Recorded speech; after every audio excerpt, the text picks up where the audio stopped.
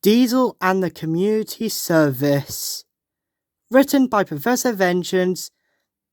This story is told by Davey and Team Zug, also provided by Team Zug, aka me. One evening, Diesel brought his last sewage train to the junction. Harry and Bert weren't glad to see him. 11 hours late, grumbled Harry. You done broke my record. Never mind, Harry, said Bert, trying to ignore the pong from Diesel's trucks. At least we got tonight to look forward to. Oi, Diesel, did you get a big fancy invite to some mystery event at the big fat station? Yes. My driver found it stuck up my nose this morning. Why? 'Cause we's got one and all. Ain't it gonna be great? Bound to be some sort of posh party. Never been to one of them before. I even had my driver make me a bow tie. Bert proudly showed off the ball of tin foil glued under his chin. Well, I don't like it, said Harry, ominously. Sounds too good to be true. And if you ask me, I think something's going down. Bert looked at the ground. Where? Not down there, up the line, snorted Diesel. How can something go down when it's up the line? Asked Bert. Harry was too moody to smack some sense into him. Well, couple my rods, said Diesel suddenly. Look over there. Spam Can, Bowler, Steamie, Bozo, the Brakefather, Cromwell, Derek, Pip, Emma and Old Stuck-Up paraded past.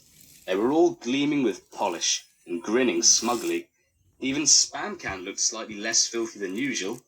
Good evening, plebs, tooted Old Stuck-Up. Aren't we all a wonderful sight? A shower of shites, more like it, mumbled Harry. Sorry we can't stop, said Emma brightly. The Thin Git wants us all together for the mystery event. Oh, I hope there's dancing. I hope there's a bar, grumbled Spam Can. All that cleaning made me thirsty. The plot thickens, said Diesel. What is all this about? The Thin Git must have some new scam in mind, answered his driver. Come on, let's go see what all the fuss is about. So Diesel and the twins stalked the other engines to the big fat station at the end of the line. Waiting for them was what appeared to be a dying penguin. But it was only the Thin Git in his ratty old tuxedo. Shut it, he called, and silence fell. I expect you're all wondering why I've gathered you here. The big engines bubbled with excitement. I have a letter to read from a High Court judge who is very pissed off with us. To Sir Wyatt Fronts and all his engines. In clearing out our offices last week, we have discovered a sizable backlog of unpaid parking tickets, uncompensated property damage, and unapologetic name-calling in your files. Please report to the High Court of Justice on Friday the 13th to complete your accumulated community service for these crimes. Failure to do so will result in your controller's immediate arrest and your engines being taken into the care of the Hat Guest Character Trust. Yours, etc. It seems, continued the Thin Git, that our many minor misdemeanours over the years have finally come back to bite us in the arse. Therefore, we're all going to London to get our community service over and done with as quickly as possible. Boo-hoo! Outrageous!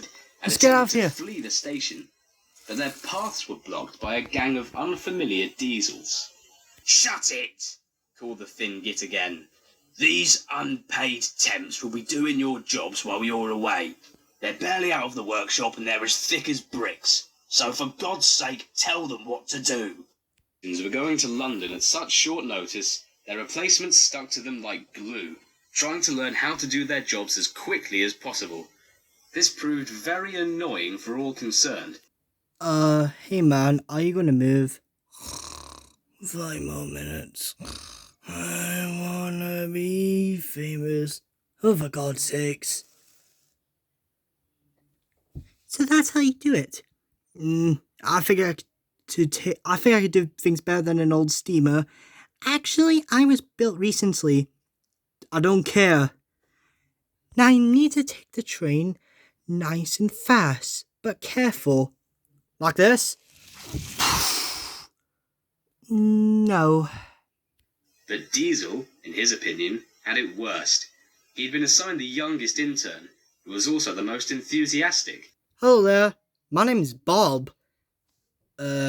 Diesel. Oh, I can't wait to work with you, man. Oh, I can't wait to shunt trucks and coaches. I was recently built to. Oh, God.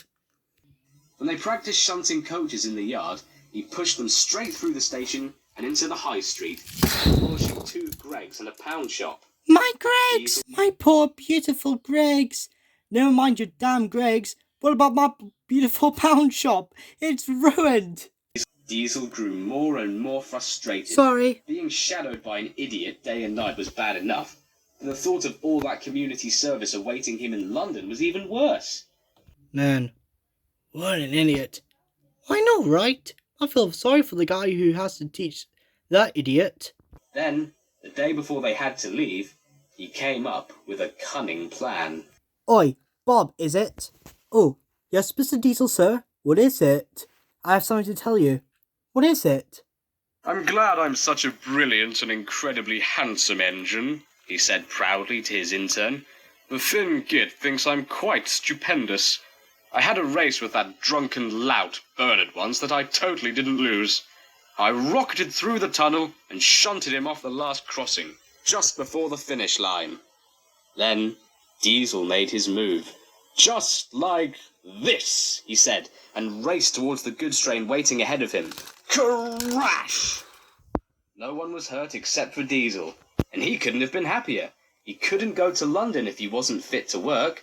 The yardmaster told the Finn Git about the news. So I front, sir, Diesel done an oopsie again. I'll get the workmen out the pub, he replied. But if they can't mend Diesel in time, we'll have to go and do our community service without him. Lucky Diesel. At 8 o'clock next morning, the engines waited at the junction. Harry and Bert reached on a truck to prevent them from running away, and Emma had pushed them into place behind Pip.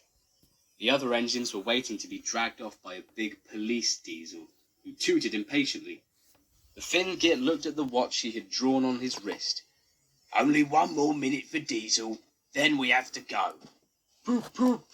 Everyone turned their heads as Diesel, fully repaired and shining like new, was pushed into the station by his cheerful young intern. Thank goodness you're all still here. He panted. I stayed up all night threatening the workmen to make sure they finished him in time. Did I do good, Mr. Diesel, sir? Hey, did I do good, mate? Diesel said nothing.